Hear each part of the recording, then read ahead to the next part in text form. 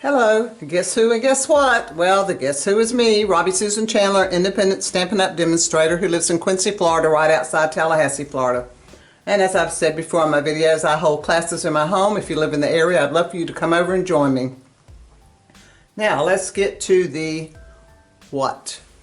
You're going to love this card today. I love it. I'm so excited about it. And you can see from down here that it's a card made with the Prairie Grass stamp set, and we'll be using this one and this shorter one. And some of my cards I had Sending the Healing Power of Love. In fact, the sample does. But then I changed over to this Happy Birthday from Unbounded Love for some of my others because I need more birthday cards because I donate my cards to the church to send to church members. So anyway, let's look at the card. Are you ready? Look, isn't that gorgeous? I just love this card. Love, love, love it. And it's really very simple and easy to do. So let's find out how simple and easy it is to do. Let's look at some of our pieces. Card base is Misty Moonlight, and it's 8.5 by 5.5. And our next layer, put that out of the way, is our basic beige cardstock, which is this color. But so what's going to be interesting today is I'm going to be using the ink, and you're going to be surprised at what color the ink is. But this is 5.5 by 4 1/4, and I cut it with the die from this gorgeous die set called Sentimental framing. And the die looks like this, and when you cut, it cuts the middle out. Well, I don't think I showed you the inside, but there's the part that I put on the inside. And this one has Sending the Healing Power of Love, but on the others, on the one we're making today, I'm going to put Happy Birthday. But yeah, that you can cut both at the same time. And you have your front frame and your other. Now this has some really cool frames in it. It's got a smaller one, and then it's got this really tiny one, and it's got a little square one, and then it's got this strip and another strip there. Like I said, it's a very, very versatile, very nice set. I really, really like it. All right, let's get it out of the way. And our frame we'll be putting on last, so we'll get it out of the way. So now the part with the artwork on it is actually a piece of basic white, and it's 5 by 3 3/4. And this is what we're going to be doing all of our stamping and sponging on. So let me put this out of the way. What I'm going to do is just do all my sponging and brushing, and probably do it on fast motion and not do any talking, and that way we can speed through it. But I want to share the colors first I'm going to use. The bottom layer will be crumb cake. The next layer, and this is the one that's basic beige, and I'm going to point to it on my card here.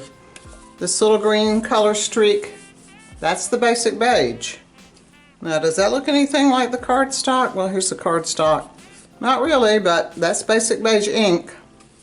And then my next layer, it's going to be cloud cover. I'm using brushes for all these. And then my top layer, and also the ink that I used to stamp the inside with, is Misty Moonlight. Okay, so I'm going to start my little brush going here, and like I said, I'm not going to talk. I'll just speed it up when I edit my video, and you won't have to listen to me do meaningless talking here. But I do want to give you some hints before I start speeding it up. Whenever you start using the brush, always start off and go across like that. And that way you don't get blotches, which this color is not bad about blotching, but the other colors are. So I'm going to go ahead and continue this one. My ink pads are getting a little light, so I had a little trouble getting this color darker. Like I said, this is the crumb cake. Oh, and another point, I'm bringing mine up some at an angle instead of straight across like this. Now remember too, when you're sponging, that this frame is going to cover up your edges. So if you get little blotches on the edges, it doesn't matter. So I'm almost through with the crumb cake layer. Let's bring this up a little more. I want a touch darker. Alright, now I'm going to just start sponging and quit talking. Here we go, and this is the basic beige.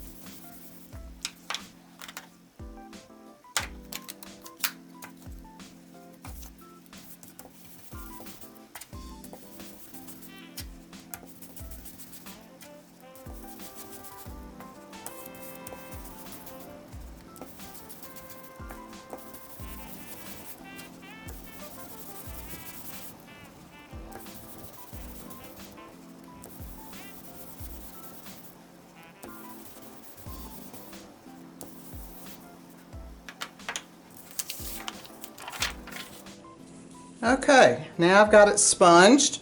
I'm going to close up these ink pads real quick so they won't dry out on me. Not that they would dry out that fast, but let's just get them out of the way. As I tell my customers at my classes, let's close them up so we don't do anything bad with them we don't want to do. Okay, we've got our background, and I found as this dries, it mellows or it blends in together and just makes a really beautiful cover. Now we're going to stamp our image, and you'll have to use a stamp positioner on this. I don't know what kind you have. I'm using the old one that Stampin' Up! Used to sell. It's my favorite, so I have it, so I use it. So I'm just going to put it down here in this corner, and the reason I have these white pieces of paper is to keep it away from the edges, because sometimes it doesn't like to stamp close to an edge. All right, that looks good. Now this time I'm using Secret C. Secret C is really dark, and I'm kind of calling it the new black. But it's a very dark color, but I like it. And we don't really, the only blacks we have are the Memento Tuxedo Black and StayZone. And I hardly ever use StayZone, so this has been my go-to. So we're going to bring it over, and because I have a lot of pads underneath, I'm just going to press it here. Want a good stamp down here. Don't want to press the edges too hard. There we go. I had to get that side down because you might get a rim. Let's take a look and see. Oh yeah, looking good. What do y'all think? I think that's great. Now I found you could not stamp the border this and this at the same time, because if you did, you got a space in between. The reason I paused, and I just realized I went on and put dimensionals on the back of these, and I don't think that's going to work. Let me grab one real quick that doesn't have dimensionals.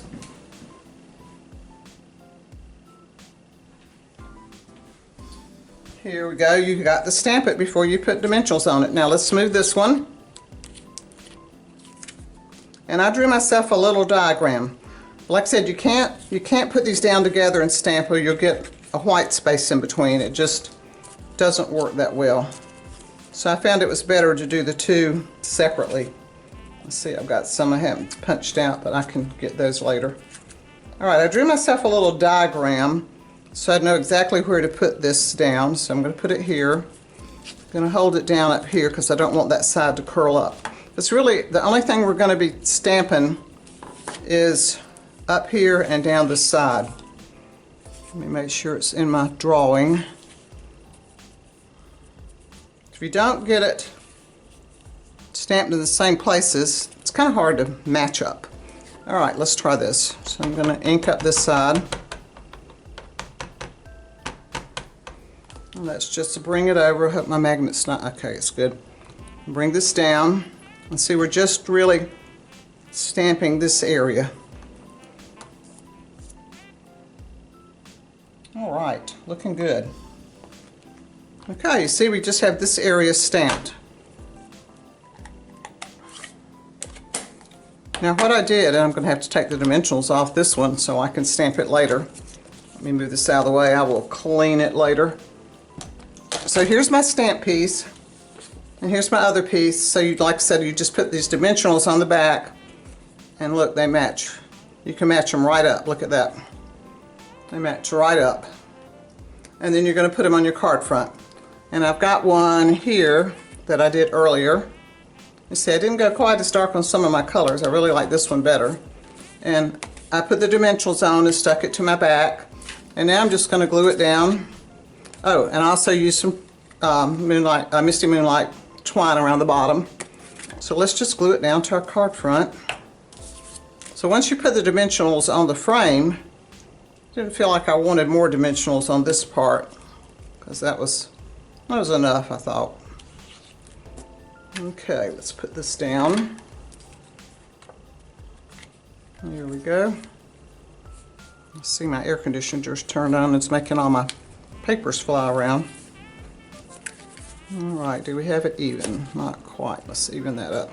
And some of your dimensionals will be showing and they'll stick to your card base. There we go. Alright. Now I didn't put a sentiment on the front. I just left the inside saying happy birthday. So there we go. Isn't that beautiful? It really wasn't that hard. I always have trouble getting these things to twist around different ways. So there's my card. I hope you'll try this. Like I said, it's really easy. I would love for you to like my video, subscribe to my channel, and share my video. If you need a demonstrator, I'd love to be your demonstrator. And if you'd like to be on a team, I'd love to be your team leader. So until next time, happy crafting.